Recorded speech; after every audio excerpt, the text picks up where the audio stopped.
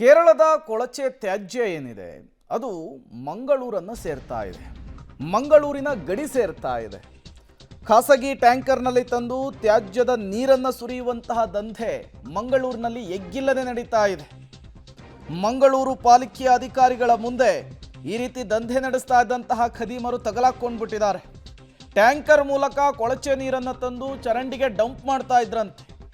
ನೇತ್ರಾವತಿ ಫಲ್ಗುಣಿ ನದಿಗೆ ಕೊಳಚೆ ತ್ಯಾಜ್ಯವನ್ನು ಡಂಪ್ ಮಾಡುವ ಮೂಲಕ ಇವರು ಈ ಕೆಲಸವನ್ನು ಮಾಡ್ತಾ ಇದ್ರು. ಸಿಕ್ಕಿಬಿದ್ದಂತಹ ಟ್ಯಾಂಕರ್ಗಳಿಗೆ 10,000 ರೂಪಾಯಿ ದಂಡವನ್ನು ಹಾಕಿದ್ದಾರೆ ಅಧಿಕಾರಿಗಳು. ಬರಕೆ ಪೊಲೀಸ್ ಠಾಣೆಯಲ್ಲಿ ಪ್ರಕರಣವನ್ನು ದಾಖಲಿಸಿಕೊಂಡಿದ್ದಾರೆ ಅಧಿಕಾರಿಗಳು. ಬಟ್ ಇದರ ಉದ್ದೇಶ ಏನಿದೆ ಅನ್ನೋದು ಗೊತ್ತಾಗಬೇಕಿದೆ.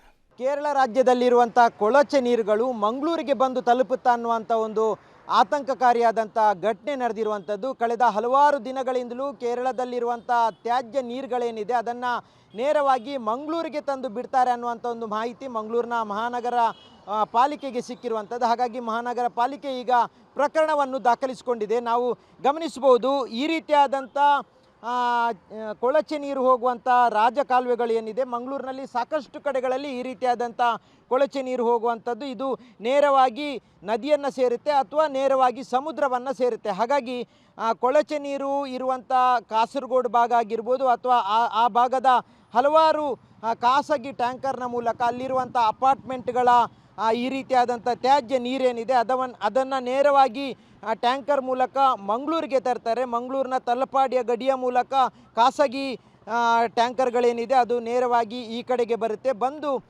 ಇಲ್ಲಿರುವಂಥ ಹಲವಾರು ಅದು ನೇತ್ರಾವತಿ ನದಿ ಆಗಿರ್ಬೋದು ಅಥವಾ ಫಲ್ಗುಣಿ ನದಿ ಆಗಿರ್ಬೋದು ಈ ಭಾಗಕ್ಕೆ ತಂದು ಅದನ್ನು ಬಿಡ್ತಾರೆ. ಅದರ ಜೊತೆಗೆ ಮಂಗಳೂರು ನಗರಕ್ಕೂ ಬರ್ತಾರೆ. ಈ ರೀತಿಯಾದಂಥ ರಾಜಕಾಲುವೆಗಳಲ್ಲಿ ಏನು ಕೊಳಚೆ ನೀರು ಹೋಗ್ತಾ ಇದೆ ಇದೇ ರೀತಿಯಾದಂಥ ನೀರಿರೋದ್ರಿಂದ ಅದನ್ನು ಇದಕ್ಕೆ ಬಿಡ್ತಾರೆ. ಕೇರಳದಿಂದ ಇರುವಂಥ ತ್ಯಾಜ್ಯ ನೀರನ್ನು ತಂದು ಇಲ್ಲಿನ ಚರಂಡಿ ಆಗಿರ್ಬೋದು, ರಾಜಕಾಲುವೆ ಆಗಿರ್ಬೋದು ಅಥವಾ ಮ್ಯಾನ್ ಹೋಲ್ಗಳಾಗಿರ್ಬೋದು ಅಥವಾ ನದಿಗಳಾಗಿರ್ಬೋದು ಇದನ್ನೇ ಟಾರ್ಗೆಟ್ ಮಾಡಿಕೊಂಡು ಇಲ್ಲಿಗೆ ತಂದು ಬಿಡುವಂಥ ಒಂದು ಭಾಳ ದೊಡ್ಡ ಮಟ್ಟದ ಒಂದು ಪ್ಲ್ಯಾನ್ ನಡೀತಾ ಇದೆ. ಇದು ಇತ್ತೀಚೆಗೆ ಮಂಗಳೂರು ಮಹಾನಗರ ಪಾಲಿಕೆಯ ಅಧಿಕಾರಿಗಳ ಗಮನಕ್ಕೆ ಬಂತು.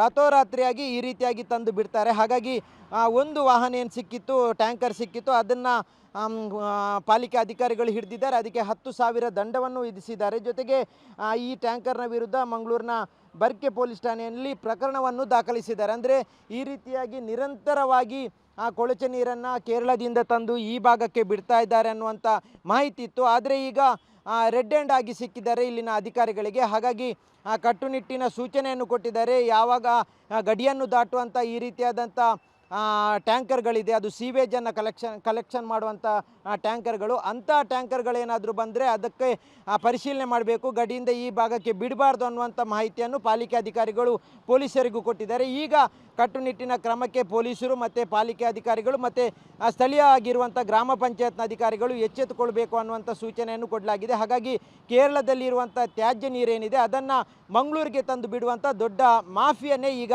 ಆರಂಭಗೊಂಡಿರುವಂಥದ್ದು. ಕ್ಯಾಮ್ರಾಮನ್ ನಿಶಾಂತ್ ಜೊತೆ ಸುಖಪಾಲ್ ಪಳಲಿ, ಪಬ್ಲಿಕ್ ಟಿವಿ, ಮಂಗಳೂರು.